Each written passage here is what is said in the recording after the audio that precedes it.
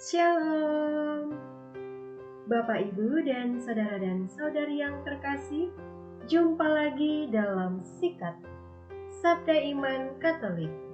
Hari Minggu biasa ke-27, bulan Rosario, 3 Oktober 2021. Bacaan hari ini dari Injil Markus bab 10 ayat 2-16.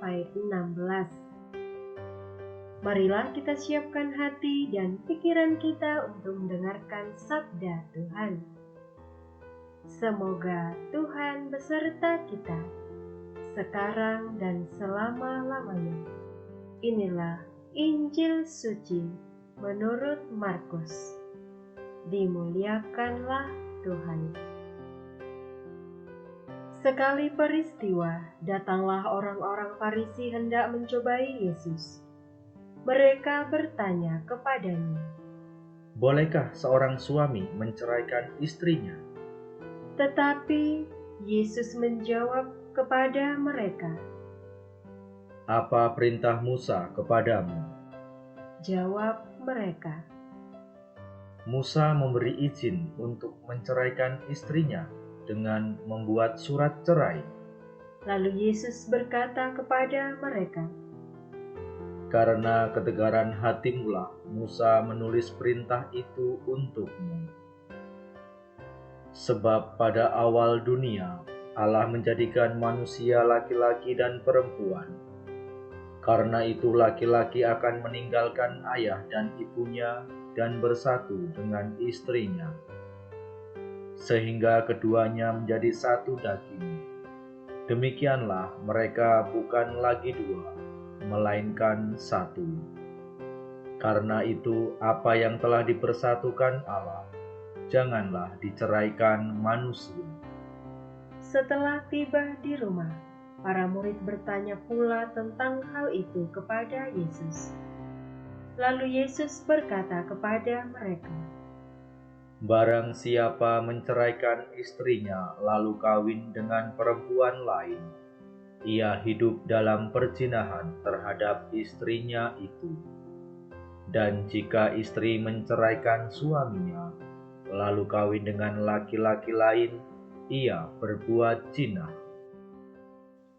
Lalu orang membawa anak-anak kecil kepada Yesus, supaya ia menjamah mereka. Tetapi murid-muridnya memarahi orang-orang itu. Melihat itu, Yesus marah dan berkata kepada mereka, "Biarkanlah anak-anak itu datang kepadaku. Jangan menghalang-halangi mereka, sebab orang-orang yang seperti itulah yang empunya kerajaan Allah. Aku berkata kepadamu, sungguh, barang siapa tidak menerima kerajaan Allah seperti seorang anak kecil, ia tidak akan masuk ke dalamnya." Kemudian Yesus memeluk anak-anak itu, meletakkan tangan ke atas mereka dan memberkati mereka. Demikianlah sabda Tuhan. Terpujilah Kristus.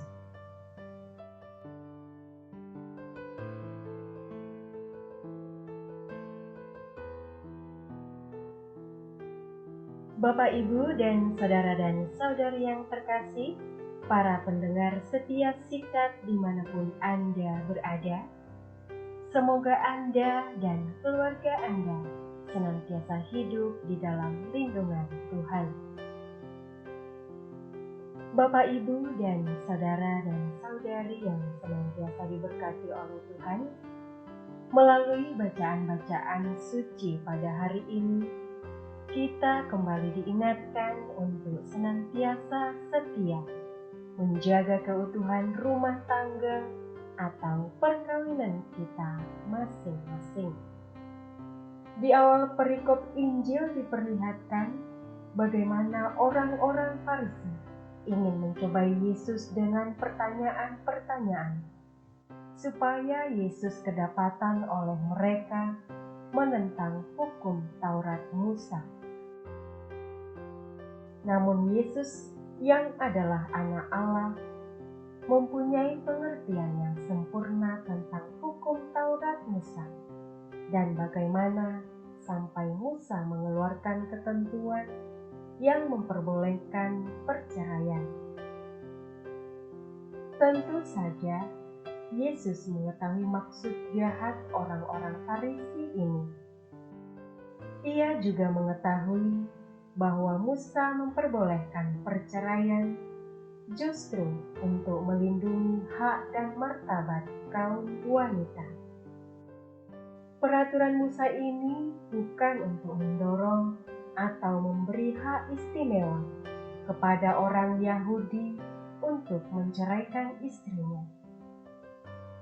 Perceraian pada zaman Nabi Musa diizinkan demi mentolerir suatu kesalahan karena kekerasan hati bangsa Israel yang pada masa dahulu memang menganggap wanita sebagai warga kelas rendahan, bahkan seperti budak. Musa memperbolehkan membuat surat cerai ini merupakan suatu kemajuan pada kondisi sosial saat itu yang memperhatikan martabat pihak perempuan. Perceraian ini memang tidak pernah sesuai dengan rencana awal Allah saat menciptakan laki-laki dan perempuan. Namun, Yesus hadir untuk mengembalikan ajaran ini kepada hakikat perkawinan seperti yang ditentukan Allah dari semula pada awal penciptaan dunia. Dikatakan, sebab itu, seorang laki-laki akan meninggalkan ayahnya dan ibunya dan bersatu dengan istrinya, sehingga keduanya menjadi satu daging. Itu artinya bahwa Allah telah menentukan sejak semula bahwa kesatuan perkawinan tidak terceraikan. Bapak, Ibu, dan saudara dan saudari yang senantiasa diberkati oleh Tuhan, berdasarkan statistik di sebuah lembaga didapatkan bahwa perceraian itu paling banyak di usia pernikahan 6-15 tahun. Ketika usia pernikahan 0-5 tahun, biasanya masih hangat-hangatnya, masih harmonisnya, masih sayang-sayangnya, dan lain sebagainya. Namun, ketika sudah menginjak usia 6-15 tahun, mulai muncul banyak godaan, mulai bosan, mulai mudah salah paham, dan lain sebagainya. Jika kita mendengarkan renungan dari Ibu Priska dari Timika, Papua pada tanggal 2 Oktober yang lalu, di awal renungan beliau men-sharingkan pengalaman yang real terjadi dalam keluarganya, di mana dalam usia perkawinan selama 18 tahun itu banyak tantangan atau masalah yang mereka lalui. Contoh kecilnya saja, karena kesibukan mengurus pekerjaan yang seringkali berdampak pada keluarga dan lain sebagainya.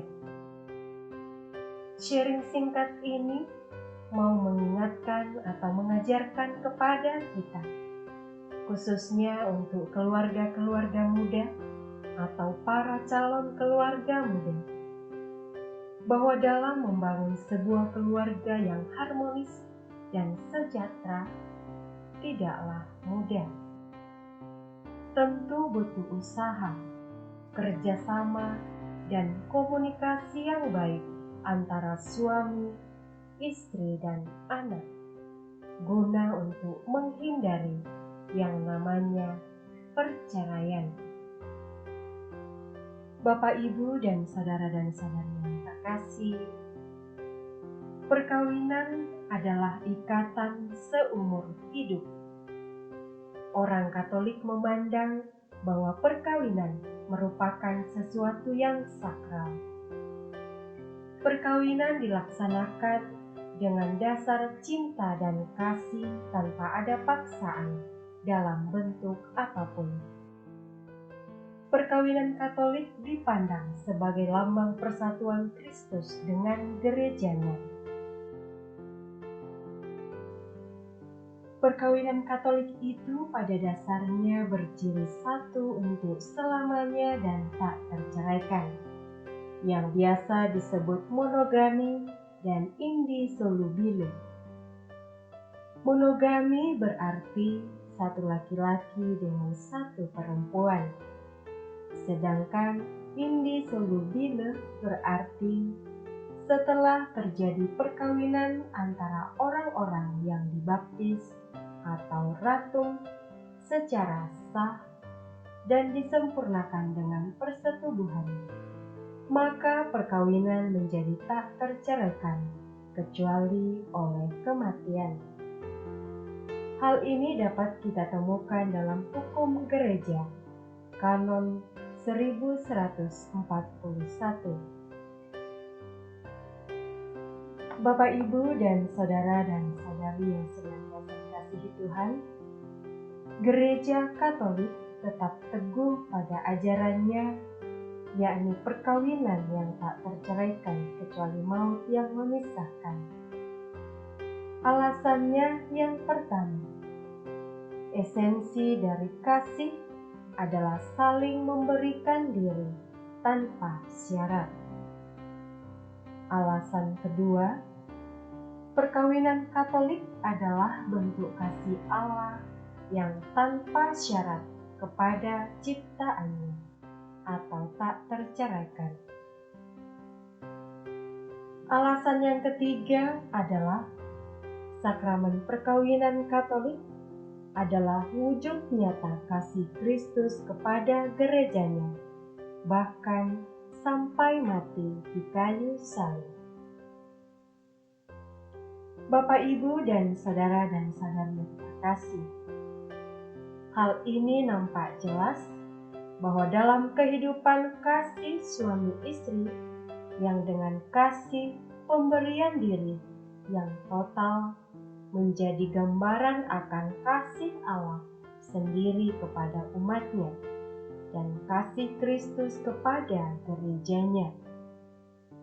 Itulah sebabnya Kristus memerintahkan agar kasih suami istri dalam perkawinan tidak diceraikan, oleh karena perceraian tidak sesuai dengan hakikat kasih. Selain bertentangan dengan hakikat kasih yang menyatukan suami istri, perceraian juga memberi akibat yang buruk yang sangat melukai hati anak-anak kita.